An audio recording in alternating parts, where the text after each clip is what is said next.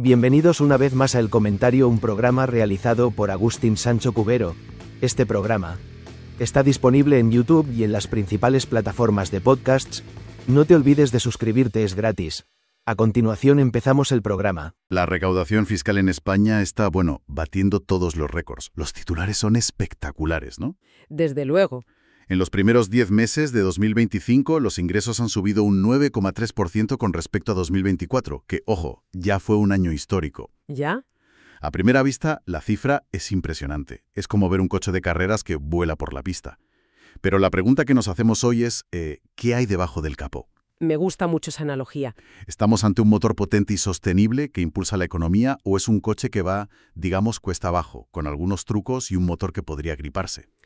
Es que es exactamente de lo que se trata. El objetivo de nuestro análisis de hoy, que se basa en el último informe de la agencia tributaria, es precisamente ese: abrir el capó. Vamos a ello. Vamos a desmontar ese 9,3% pieza por pieza para entender de dónde viene cada euro. Veremos qué parte es el crecimiento real, qué parte es un aditivo temporal, o sea, subidas de impuestos de una sola vez, y qué parte es simplemente el efecto de la inflación. Al final tendremos una idea mucho más clara de la salud de este vehículo y de si puede mantener el ritmo. Perfecto, pues metámonos en faena. Si han entrado casi 23.000 millones de euros extra, la forma más directa de conseguirlo es, subiendo los impuestos, sin más. Sí. ¿Cuánto de este aumento viene directamente de ahí? De medidas que se han aprobado en el Boletín Oficial del Estado. Pues una parte muy, muy sustancial. De hecho, es el componente más grande.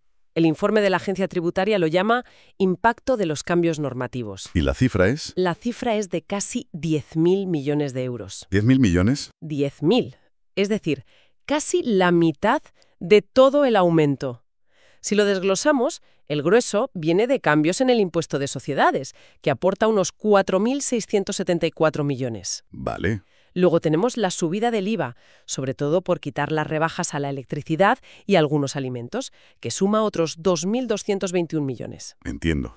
Y a eso hay que añadir 759 millones por impuestos especiales, como el tabaco, y luego un cajón desastre de 2.230 millones que incluye los nuevos impuestos a la banca y a las energéticas. Un momento. Casi 10.000 millones. Prácticamente la mitad de la recaudación extra viene de un simple cambio de reglas, de un plumazo. Pero el análisis que manejamos advierte que este chorro de dinero tiene los días contados. Ahí está la madre del cordero. La mayoría de estas medidas se aprobaron a finales de 2024. Ah, claro. Y entraron en vigor en 2025. Pero con la parálisis parlamentaria de este año no se están aprobando nuevas subidas de este calibre. Esto convierte a esos 10.000 millones en un impulso extraordinario, un efecto de una sola vez. Como ponerle óxido nitroso al coche de la analogía. Exacto. Te da un acelerón increíble, pero solo dura una carrera. No es algo recurrente. Si quitáramos este efecto de la ecuación, el crecimiento de la recaudación no sería del 9,3%. ¿Y en cuánto se quedaría? Se quedaría en un 5% o 6%. Sigue siendo una buena cifra, pero ya no es tan espectacular. Pero espera, si esto es pan para hoy y hambre para mañana, ¿no estamos simplemente creando un agujero fiscal para el año que viene? ¿Porque este ingreso extra no se va a repetir en 2026? Es una de las grandes preocupaciones que se desprenden del análisis, sí. Se está generando una base de gasto público consolidado sobre unos ingresos que en parte son extraordinarios. Ya. Y esto crea una rigidez presupuestaria que es muy peligrosa. Si el año que viene estos 10.000 millones no aparecen, pero el gasto que financian se mantiene, el déficit se dispara. Automáticamente. Es una bomba de relojería fiscal que se está programando para el futuro cercano. Vale, eso explica el dinero oficial, pero en los documentos se habla de otra subida de impuestos. Una mucho más sutil, que no sale en los telediarios. La llaman progresividad en frío. Suena a thriller de espías. Y lo parece. Y tiene un impacto enorme en el bolsillo.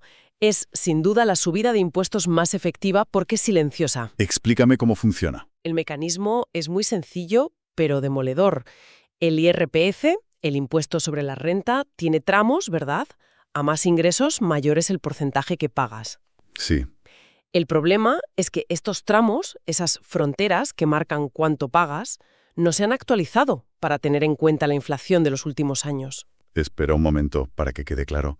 ¿Me estás diciendo que el Estado recauda miles de millones de euros más cada año con una subida de impuestos que nadie ha votado explícitamente en el Congreso? Así es. Es increíble.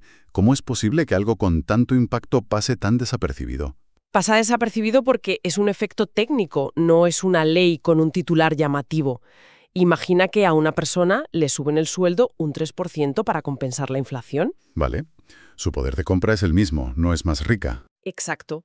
Pero para Hacienda, sus ingresos nominales han aumentado. Esa pequeña subida puede hacer que una parte de su sueldo salte al siguiente tramo del IRPF, donde se paga un tipo más alto. O sea que, En la práctica, aunque su capacidad para comprar cosas no ha mejorado, su tipo impositivo efectivo sí ha subido. Está pagando más impuestos por un dinero que solo compensa la subida de precios. entiendo el mecanismo, pero suena casi a una trampa. ¿Hay algún argumento para defender esto? Quizás dirían que es una forma de que quienes han tenido subidas salariales contribuyan más. El argumento oficial suele ser que no actualizar los tramos ayuda a mantener la progresividad del sistema.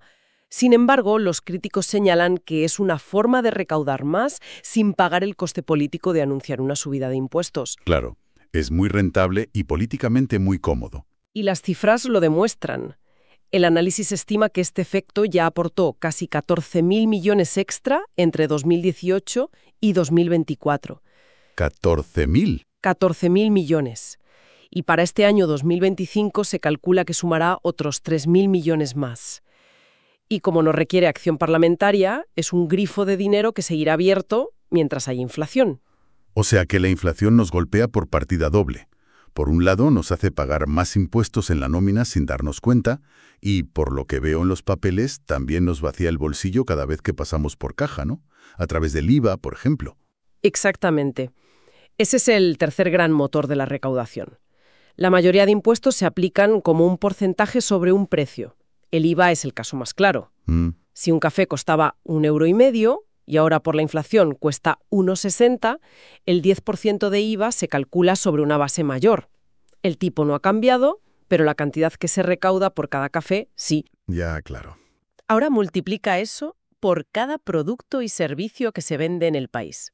El resultado es un aumento automático y masivo de la recaudación. Un chollo para Hacienda, una pesadilla para la cesta de la compra.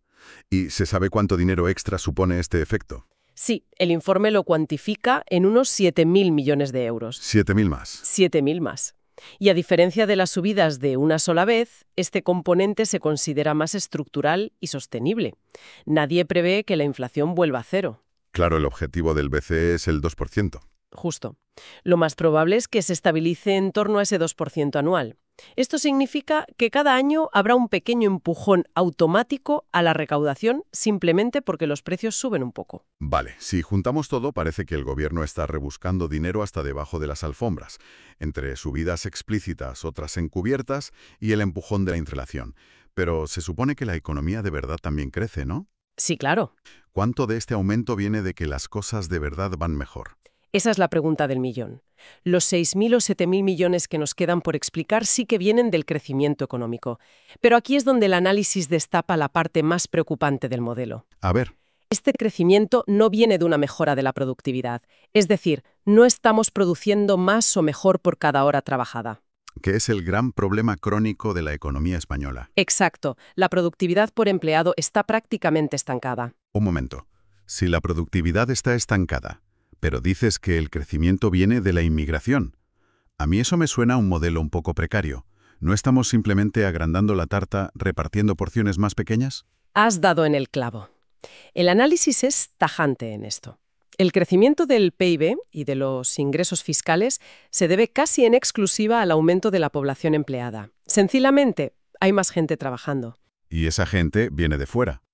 Este aumento espectacular del número de ocupados se explica en su totalidad por el saldo migratorio positivo.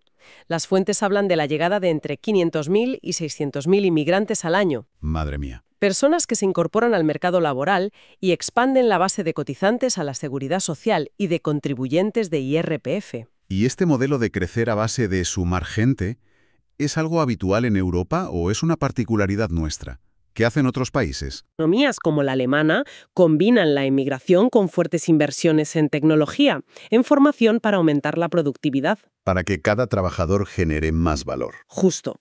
Nuestro modelo actual se parece más a intentar ganar un partido de fútbol no haciendo que los jugadores sean mejores, sino simplemente metiendo más jugadores en el campo. Ya. Y eso funciona hasta que te quedas sin espacio, o, como señala el análisis, hasta que te topas con un cuello de botella insalvable. Y ese cuello de botella, ese talón de Aquiles del modelo, parece que tiene un nombre muy claro. La vivienda. Efectivamente. Es la gran vulnerabilidad. El sistema funciona mientras puedas atraer trabajadores, pero esos trabajadores necesitan un lugar donde vivir. Lógico. Y el problema es que no se está construyendo ni de lejos la cantidad de vivienda nueva necesaria, sobre todo vivienda asequible en las grandes ciudades, que es donde se concentra el empleo. Y claro, esta escasez dispara los precios. En el informe lo llaman un obstáculo insuperable. Es una forma muy diplomática de decirlo. En la calle, a eso se le llama misión imposible. Es que lo es. Si tenemos gente para trabajar en hostelería o construcción, pero no pueden permitirse ni una habitación a una hora del trabajo, el motor se gripa solo, ¿no? Se gripa solo, exactamente. Para muchos de los recién llegados, que a menudo ocupan empleos con salarios más bajos, el coste de la vivienda se come una parte tan grande de sus ingresos que deja de compensarles venir a trabajar. Y eso podría frenar la llegada de mano de obra. Podría frenarla en seco y, por lo tanto, paralizaría el único motor de crecimiento real que tiene ahora mismo la economía española. Es la gran amenaza. Entonces, volviendo al coche de carreras del principio, parece que al abrir el capó no hemos encontrado un motor V8. Me temo que no. Lo que teníamos era una mezcla de combustible de un solo uso que se agota, un acelerador trucado por la inflación y un motor que funciona a base de añadir pasajeros, Sí. pero que amenaza con sobrecalentarse por falta de espacio para alojarlos. Es un resumen perfecto de la situación. El titular del 9,3% es real, el dinero entrado en la caja, pero la calidad de ese ingreso es mucho más frágil de lo que parece. Ya veo. La mitad depende de decisiones políticas que no se repetirán y del efecto silencioso de la inflación. Y la otra mitad, la del crecimiento real, pende de un hilo muy fino, la capacidad de seguir atrayendo población en una crisis de vivienda galopante. Con lo cual, el margen real para bajar impuestos o aumentar el gasto de forma sostenible es muchísimo más reducido de lo que ese gran titular sugiere. Y esto nos lleva a la otra cara de la moneda que apenas hemos mencionado, el gasto. Porque mientras analizamos si los ingresos son sostenibles, las presiones de gasto en pensiones, en sanidad, con una población que envejece, no hacen más que aumentar. Exacto.